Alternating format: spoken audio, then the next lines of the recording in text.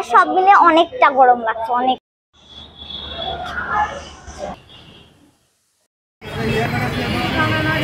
Scarf, ওড়না, জামা সবকিছু একদম ভারী ভারী, একদম অনেক কষ্টই হচ্ছে বলতে। দেশ জুড়ে চলতি মাসের প্রথম দিন থেকে শুরু হওয়া তাপপ্রবাহ চলছেই। এ মাসে এই তাপপ্রবাহ কমার তেমন সম্ভাবনা নেই বলে জানাচ্ছেন আবহাওয়াবিদরা। মানে বাইরে বের হলে ছাতা নিচ্ছি আর পর্যাপ্ত পানি নিয়ে আসতেছি স্কুলে, আর প্রয়োজন ছাড়া বাইরে বের হচ্ছে না। গরমে আসলে ফ্যানের বাতাসটা অনেকটাই কম লাগছে, যে ফ্যান দিয়েও মানে ওটা কাভার করা যাচ্ছে না, মানে খুব গরম লাগছে। আর পিপাসা লাগলে পানি পাটে পানি আনছি, আর শেষ হয়ে গেলেও নিচে তো আছে, নিচ থেকে আনা যাচ্ছে। আর সব মিলে অনেকটা গরম লাগছে, অনেক। এই যে এই স্কার্ফ, ওড়না, জামা সবকিছু একদম ভারী ভারী, একদম অনেক, মানে একটু কষ্টই হচ্ছে বলতে গেলে। তাপপ্রবাহে জনজীবন বিপর্যস্ত হয়ে পড়েছে। বৃষ্টির জন্য হাপিতাশ করছে মানুষ, কিন্তু দেশ জুড়ে টানা বৃষ্টির সম্ভাবনা অন্তত এ মাসে নেই, এমনটাই ভাষ্য আবহাওয়া অধিদপ্তরের। এর মধ্যে আজ দেশের শিক্ষা প্রতিষ্ঠানগুলো খুলেছে। এসব শিক্ষা প্রতিষ্ঠান খোলার কথা ছিল 21 এপ্রিল, কিন্তু তাপপ্রবাহের কারণে ছুটি 1 সপ্তাহ বাড়িয়ে দেওয়া হয়েছিল। এখন পড়াশোনার সমস্যা, এই মুহূর্তে যদি স্কুল বন্ধ হয় তাহলে তো বাচ্চাদেরও ক্ষতি, আবার গরমে যদি বন্ধ না রাখে বাচ্চাদের আবার অন্যদিকে ক্ষতি হতে পারে। সময় আম্মু পর্যাপ্ত পানি দিয়েছে, আর ছাতা নিয়ে এসেছে। স্যার ম্যামরাও বলেছে যে বেশি বাইরে ঘোরাঘুরি করা যাবে না রোদের ভিতর, আমরাও বের হচ্ছি না। মানে পানি বা বাথরুমে যাওয়া না লাগলে আমরা বাইরে বের হই না। যে গরম এতই বেশি যে এসি, ফ্যান, তারপর আইপিএস থাকলেও একদমই মানে আমাদের মন জড়াচ্ছে না, খুবই বিশাল গরম। বন্ধের কারণে সৃষ্ট শিখন ঘাটতি পোষাতে আগামী সপ্তাহ থেকে সাপ্তাহিক ছুটির দিন শনিবারও ক্লাস চালু রাখার সিদ্ধান্ত নিয়েছে সরকার।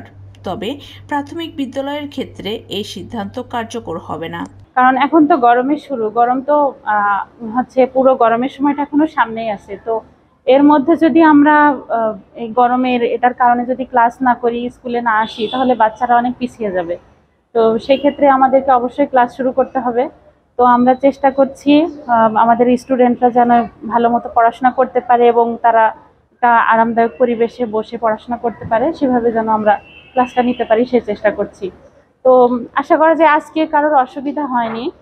গতকাল শনিবার সকালে প্রাথমিক ও গণশিক্ষা মন্ত্রণালয় থেকে জানানো হয়, চলমান তাপদাহের কারণে কোমলমতি শিশুদের স্বাস্থ্য ঝুঁকি বিবেচনায় প্রাথমিক শিক্ষা অধিদপ্তরাধীন সরকারি প্রাথমিক বিদ্যালয়, শিশু কল্যাণ প্রাথমিক বিদ্যালয় এবং উপ আনুষ্ঠানিক শিক্ষা ব্যুরো কর্তৃক পরিচালিত লার্নিং সেন্টারগুলোর শ্রেণী কার্যক্রম রবিবার থেকে সরকারি প্রাথমিক বিদ্যালয়ের শ্রেণী কার্যক্রম চলমান থাকবে।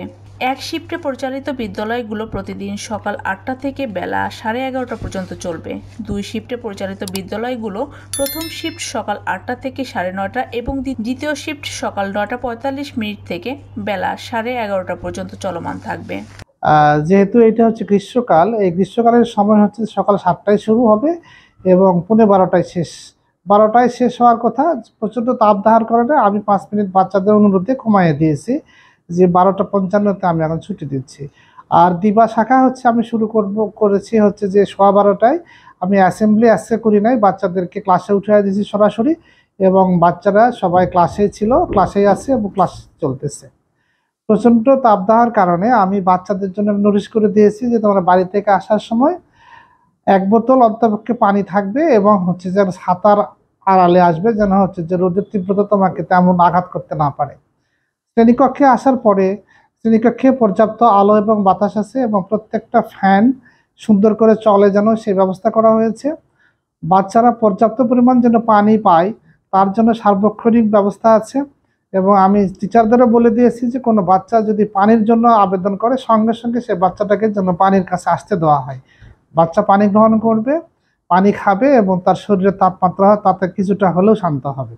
যদি মাধ্যমিক উচ্চশিক্ষা অধিদপ্তর আমাদের যদি কোনো নির্দেশনা দিয়ে থাকে, আমরা সেই নির্দেশনা অনুযায়ী আমরা শ্রেণী কার্যক্রম চালাবো। আপাতত বা এখনো পর্যন্ত আমরা কোনো নির্দেশনা পাইনি।